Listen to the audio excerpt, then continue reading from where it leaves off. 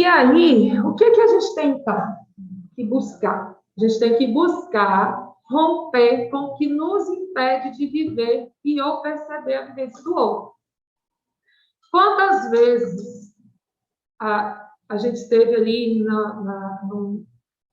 numa situação em que a gente percebe o quanto aquela pessoa é difícil.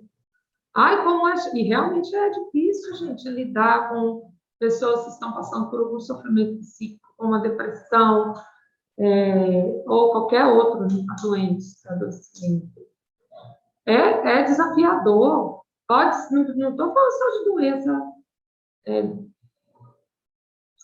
psíquica, não. Eu estou falando mesmo. Às vezes, minha mãe ela é diabética, mas ela não é o exemplo da minha mãe, não. Estou falando um exemplo aleatório.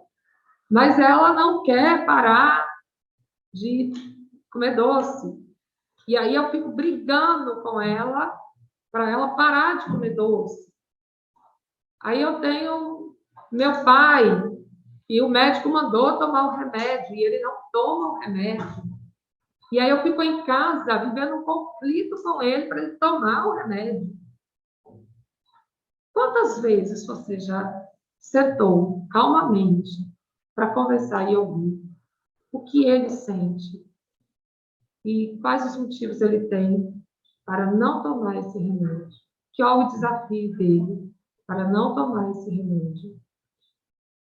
Quantas vezes chegou um usuário do sistema de saúde, você ali, como profissional, se propôs a sentar do lado dele, ficar conversando, ouvindo a história dele, que às vezes é até repetitiva, mas você se propõe a ouvir aquela história, conversar com ele sobre os desafios que ele tem com a esposa, com os filhos, com o álcool, com as medicações, com sua condição financeira, com o emprego que ele nunca segura, que nunca persiste.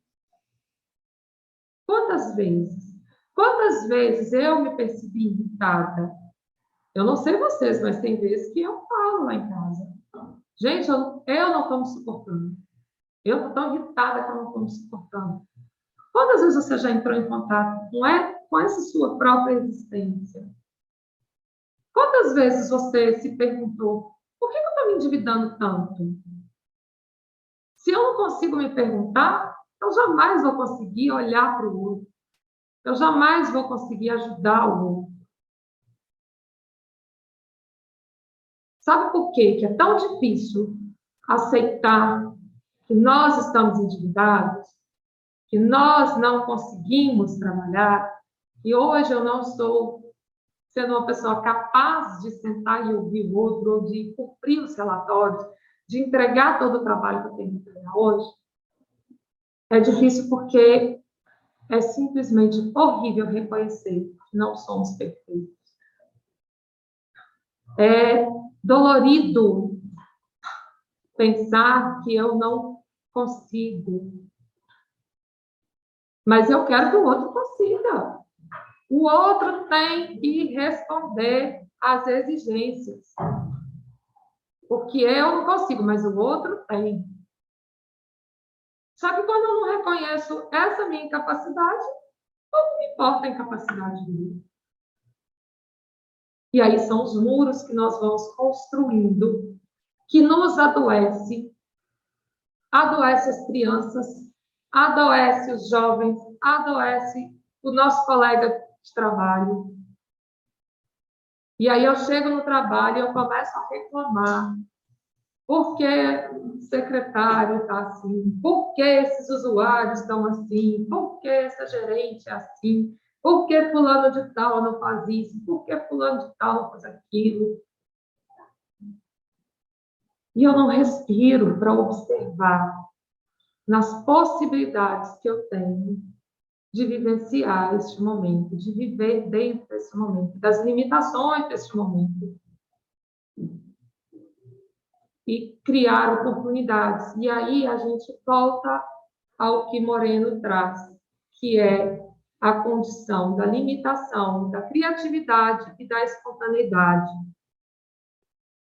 O indivíduo não sabe reinventar essa sua existência, ele não sabe reagir. O que é reagir de forma espontânea? Ser espontâneo não é sair falando igual uma tagarela, de qualquer maneira e de forma inconsequente, não. A espontaneidade, ela diz da forma, a sua capacidade de... Criatividade e espontaneidade junto, o que ela te permite? Responder de forma adequada no momento certo. Eu, por várias vezes, falhei com a minha espontaneidade. Não fui espontânea nem criativa. E certamente ainda irei falhar várias vezes. Nós fomos criados para ser produtivos. Olha, eu me identifico demais com essa criança do vídeo. Eu era uma criança que estava ali sendo cobrada para estudar, eu não conseguia. Eu estava o tempo todo querendo fugir, brincar. Aí tinha que fazer colorida. Aí vira a tampa. Você viu a felicidade dele quando ele descobriu que as cores se misturam? Mas está errado. Está errado. A educação escolar, ela nos cobra responder daquele jeito, daquele formato, daquele padrão interpretar o tempo todo. Só que a gente não vai mudar o sistema assim. Mas a gente pode começar a olhar diferente para o outro. Permitir essa compreensão. Se autocompreender. Parar para pensar. Será que eu preciso mesmo ser tão perfeita? Nossa, Mayra, mas você é psicóloga. Você não consegue fazer seu filho estudar? Seu filho também está tão bagunceiro. Não, não consigo. Não consigo, reconheço. Não tem como ser perfeita. E eu tenho conversado comigo sobre isso. Para mim não é tão simples reconhecer essa minha imperfeição. Não estou aqui me colocando como uma pessoa que consegue, que faz, que está tudo certinho. Jamais. Não é isso. Eu também tenho as minhas dificuldades de ouvir, de falar, mas eu estou me propondo a refletir, a pensar nisso, para que eu possa depois ouvir o outro. Se eu não conseguir me ouvir, eu não vou conseguir ouvir o outro. E quando eu estou ouvindo o outro, eu tenho que ouvir o outro, não a mim mesma. E é libertador quando a gente começa a fazer isso. Meu pai era uma pessoa super sistemática. E eu, antes mesmo de fazer psicologia, eu me propus a não ficar em conflito com ele. Respeitar as coisas que às vezes ele falava, que eu não concordava, mas eu ouvia e entendia. Eu comecei a entender também os aspectos da criação dele, a forma como meus avós fizeram essa condição de vida dele, a forma como ele entendeu o que era criar bem filho. E aí, suavizou em mim. O meu sofrimento diminuiu, mas o meu pai continua do mesmo jeito. Do mesmo jeito. E tá tudo bem. Tá tudo bem.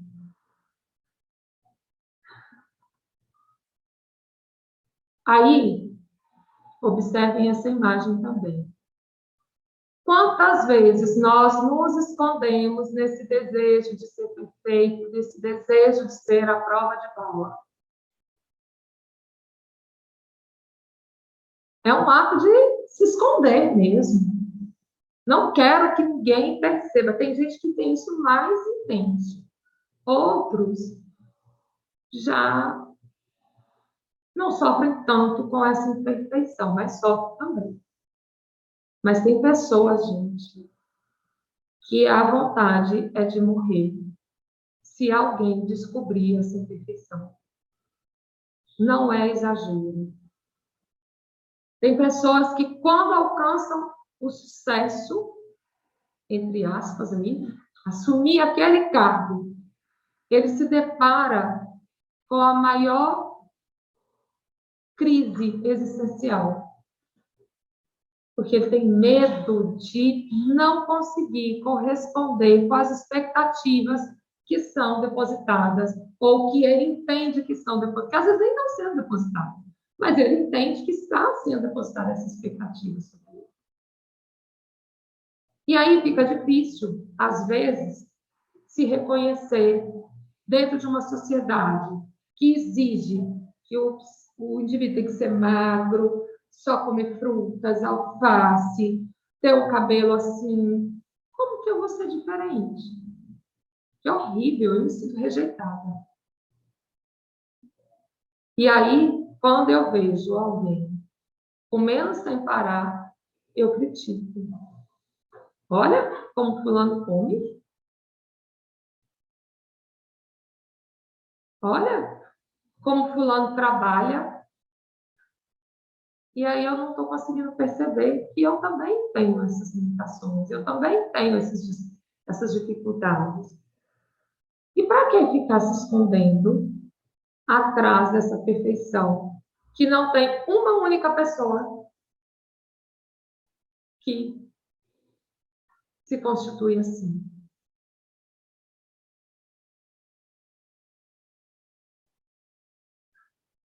Aí tem esse trecho do livro A Coragem de Ser Imperfeita. É um livro muito bom, muito interessante. É uma leitura que eu recomendo, bem provocativa. E ela fala, e aqui, inclusive para profissionais da saúde, ela é assistente social nessa altura. Ela trabalha com serviço social. E ela fala o seguinte: em vez de sentarmos à beira do caminho e vivermos de julgamentos e críticas, nós devemos ousar aparecer e deixar que nos vejam. Isso é vulnerabilidade. Isso é a coragem de ser imperfeito. Isso é viver com ousadia. Olhando para essa imagem, eu retomo o trecho do primeiro texto que a gente leu, que fala que viver é arriscar-se. E o maior risco é errar.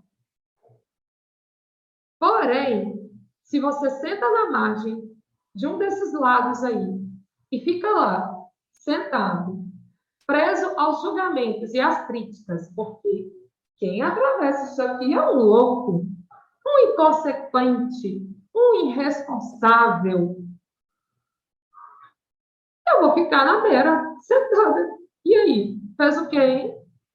Fez o quê? Para chegar do outro lado, você tem que arriscar errar.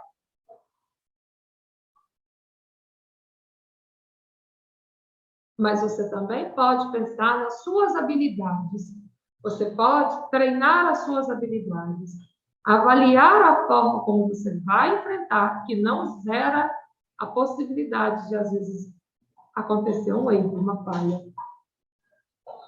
Não há essa condição segura. E hoje, o que mais tem gerado essa ansiedade em todos nós, inclusive em mim, é a vontade de ter certeza que vai dar certo, ter certeza que não vai ter erro. Eu lembro quando me disseram o seguinte: para começar a avaliar sempre o que há de risco e o que há de proteção. Isso foi muito bom para mim. O risco ele nunca é zero, nunca é zero. Mas pensar na possibilidade que se eu me arriscar, pode dar certo, é libertador. E aí, hoje eu falo, se der errado, gente, olha, eu não fui inconsequente.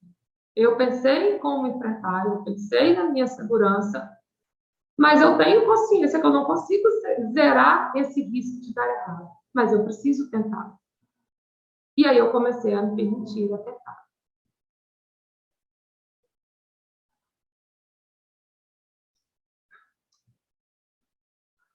Então, é também um entendimento que essa autora traz e que eu me identifico muito com essa conclusão que ela coloca logo no início desse livro.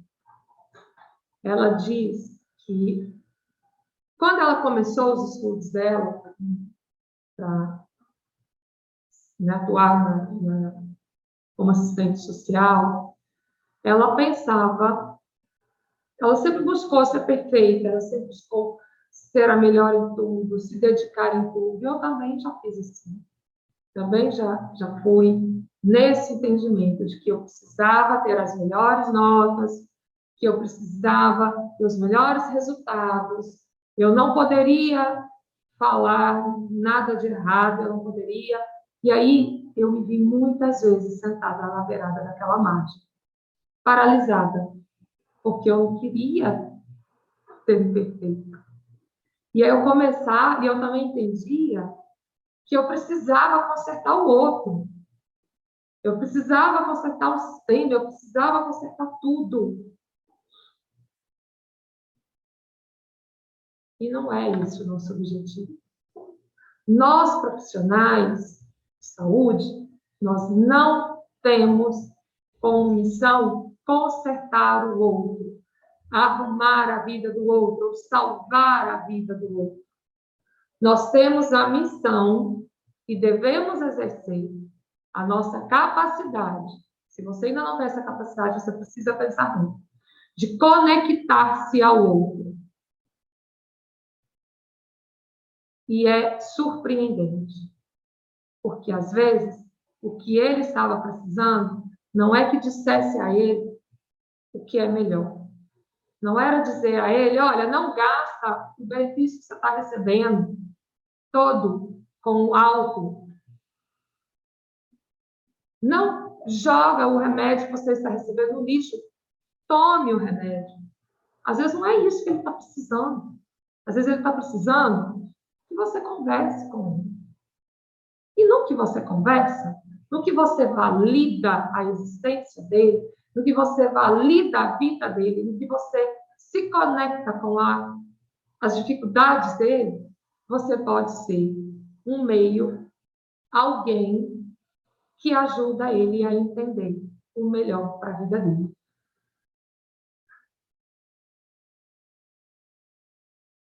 Quantas vezes vocês sentaram com alguém e falaram assim, ele contou, né, todo o dinheiro, tudo que ele fez, olha, gastei muito, agora estou endividado e tal. E é difícil. Se a pessoa chega para você e fala, é porque ela confia em você, porque isso é muito difícil. Porque a nossa tendência é ficar sentada, sabe por quê? Porque se eu contar para alguém que eu endividei, eu vou ser julgada, eu vou ser criticada. Levanta a mão aí, fala aí para mim no chat. Quem aí gosta de ser criticado e ser julgado? Eu odeio. Me enfurece se eu me sentir julgada. Até hoje. Até hoje. Inclusive, vivi uma situação há pouco tempo que uma outra profissional falou comigo assim, engraçado, né? Você atende criança. E aí, dentro de casa, consegue, né? Gente, dói muito, incomoda demais. Porque é verdade, eu sei o que é saudável numa educação infantil, mas eu, às vezes, não consigo exercer em casa. E ser criticado é horrível.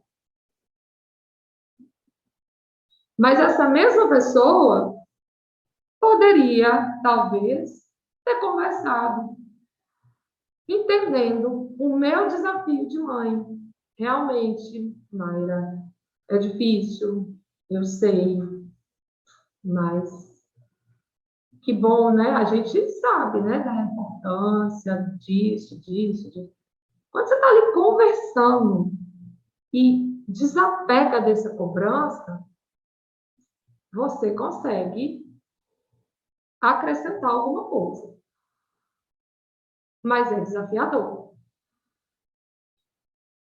foi muito desafiador para mim, tem sido muito desafiador para mim, desapegar dessa ideia de querer consertar o outro.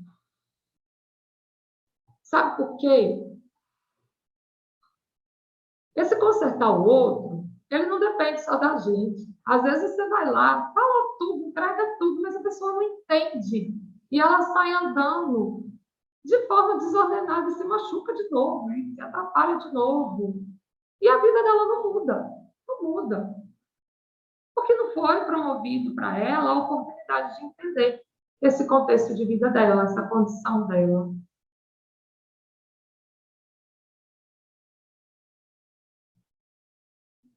Parece bobagem, sabe? Às vezes, a gente vê. Vocês podem ter certeza que tem gente que não entende o que é que acontece, né? Mas eu estagiei no CAPES AD. E aquelas oficinas que, às vezes, né, eles estão ali pintando alguma coisa, um vaso, eles estão ali cantando. Quem se permite parar para ouvir o que eles trazem é muito rico. Eles têm uma semente dentro deles que é desumano você não acreditar na capacidade deles de se transformar. Agora, é uma batalha, porque ali é um pedacinho do espaço que eles têm para entrar em contato com essa autocapacidade deles. E muitas vezes, na hora que eles saem, eles perdem totalmente esse contato. Porque na hora que eles saem, eles são julgados, eles são condenados. E só teve aquele momento ali. Mas a gente não pode desvalorizar esse momento. Mas a gente também precisa lutar para tentar ampliar esse momento, esse espaço deles. E a gente sabe que o nosso sistema de saúde, ele tem essa proposta. E nós somos peças importantes, assim como todos os usuários também são peças importantes, para fazer isso diferente. Mas não é gritando, ou apontando, ou julgando, ou criticando apenas. É entendendo, se conectando. Conectar tanto com o que é a minha vivência ali dentro, conectando com o que é essa proposta de cuidado, conectando com os desafios da minha realidade e com os desafios da realidade do outro. E sempre entendendo que não há uma única realidade igual à realidade de outro. No que deu certo para mim, não quer dizer que vai dar certo para o outro. Essa historinha de que a vida inteira eu fiz isso e não fiz, e não me tornei aquilo. Que bom que para você deu certo, mas talvez para o outro não deu. E por que para ele... então é porque ele tinha que ter ficado igual aquelas outras crianças lá, igual um robozinho, obedecendo um padrão. Então, o que a gente faz com aquela criança que ousa, que não aceita se prender a uma única cor, a um padrão de educação? A gente faz o que com ela, gente? Vai internar? Vai rotular ela com esses vários diagnósticos? Vai entregar para ela esse diagnóstico que acaba se estabelecendo como uma bengala, um imposto? E cadê o cuidado? De que vale, então, eu ser psicóloga? De que vale, então, eu estar ali na recepção de um serviço de cuidado, se eu não consigo receber as diversidades que me surgem? Se eu não consigo receber a minha própria diversidade, a minha própria limitação, a minha própria incapacidade? Se eu não me permito esse contato comigo, eu não vou conseguir me conectar a ninguém. A ninguém. É difícil? É desafiador? Não vou nem... Esquece essa palavra difícil. Não é difícil, é desafiador. Porque o difícil desanima.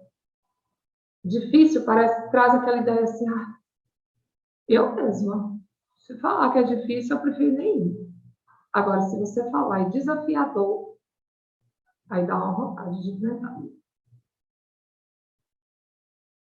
Ser desafiado é bom, porque há uma oportunidade de vencer. Há uma oportunidade de superar.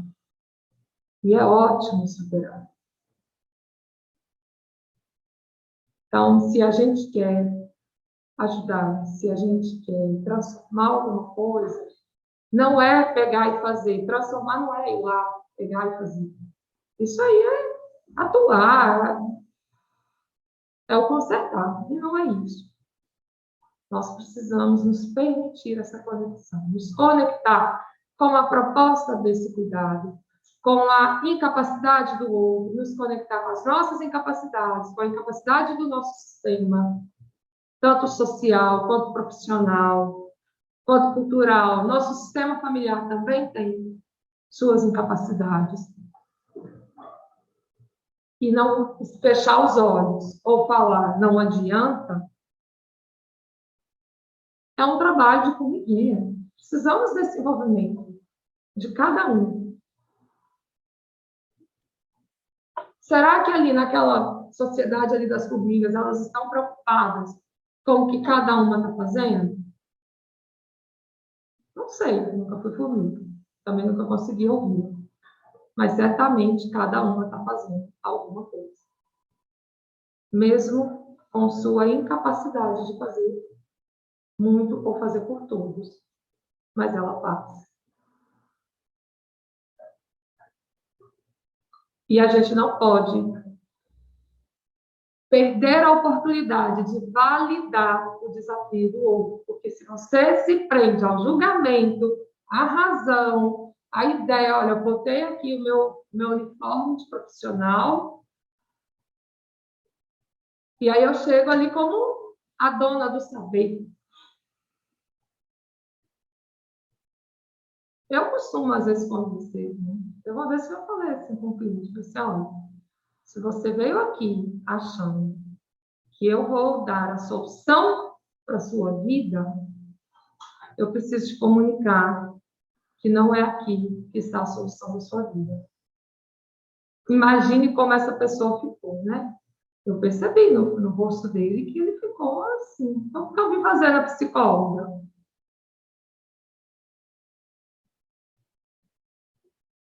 Ele precisava entender que a solução da vida dele não sou eu, é ele mesmo. Eu só sou um dos meios, porque eu também não sou o único meio. Eu sou apenas um dos meios que permite, que pode ajudá-lo a se conectar, a validar a sua vivência. Eu estou ali para tentar promover essa oportunidade, para estar ao lado dele e não carregando, não conduzindo, porque a ideia é que em um momento ele consiga caminhar.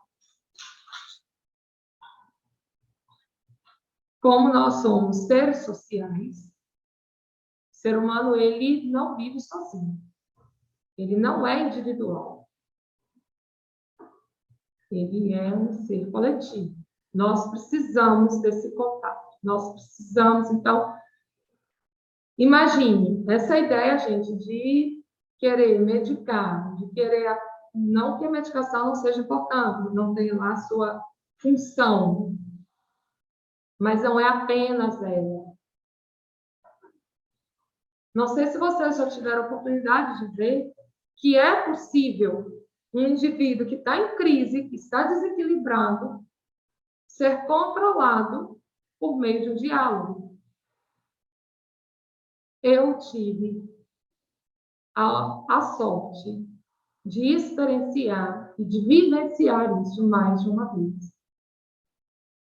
E vivencio ainda na clínica. Às vezes a pessoa chega, ela está desequilibrada e ela sai. Calma, porque ali foi um espaço livre do julgamento e da crítica. Eu estava ali para reconhecer a vivência dolorida dele. Assim como eu, por várias vezes, também tento reconhecer a minha própria vivência que está doendo. Mas eu vivo ela, eu não tento ficar lá assim, ai, não posso sentir raiva, não posso me irritar. Não, eu me irrito e tem que irritar, isso é condição humana. A gente se irrita mesmo, a gente sente dor. Como que eu vou melhorar se eu não entro em contato com isso? Fulano quer se matar. Gente, não fala nesse assunto. Não vamos falar de morte com ele, para não provocar nele a vontade de se matar. Não deixa ele ver aquela história do outro fulano que se matou, para ele não ficar mais incentivado. Será mesmo que entrar em contato com a morte do outro ou com a sua própria morte vai evitar que ele também se mate? Ou, quem sabe, ajudá-lo a pensar na própria morte? Faz ele, então, pensar em outras possibilidades de vida. Porque a morte dele também é uma parte da vida dele. É uma condição no qual ele pode encontrar. Todos nós podemos encontrar. Mas e aí, como é? O que é que faz ele pensar nessa morte? O que está acontecendo? Que tal propor ouvir? E não é só no mês de setembro, não, pelo amor de Deus. Isso tem que ser no nosso dia a dia. A gente precisa olhar para essa limitação, para essa dificuldade do viver todos os dias, em todos os contextos. Não é porque nós somos profissionais de saúde, nós temos obrigação de saber disso, não. A gente tem que saber disso com os nossos pais, com os nossos filhos. Porque senão eu estou lá na clínica ouvindo o filho dos outros, mas em casa eu não consigo ofertar essa escuta para o meu filho. Ah, porque se o meu filho falar que vai se matar, eu mato ele. E aí? Ah, meu pai está se matando. Ah, porque tem isso também, viu, gente? Tem muitas pessoas que já vivem mortas. Já pararam para pensar nisso? Nos mortos-vivos que existem? Quantas mulheres são viúvas de marido vivo? Quantos filhos já são órfãos de pais vivos? Quantos pais já perderam seus filhos vivos?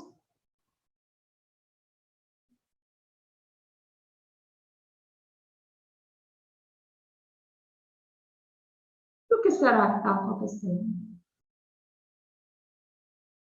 Não tem uma resposta para isso, porque na vida de cada pessoa isso se dá de uma forma. E eu preciso entender na condição de vida deles. Eu não vou falar, ah, lá está dando errado porque tem televisão nos quartos. Só que muitas vezes a televisão no quarto é o que une a família, porque aí aglomera todo mundo em cima da mesma cama, fica igual um ninho de gato lá, aquele tanto de gente pendurada em cima do outro, mas curtindo o momento em família.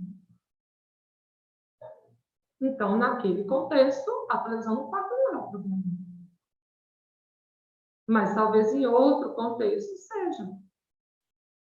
Não há regra, não há uma receita, não há um manual do que é melhor e do que é pior.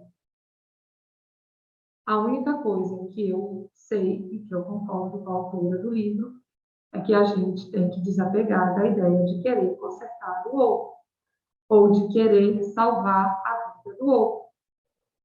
você precisa primeiro se permitir conectar-se, a ser também uma presença na vida dele.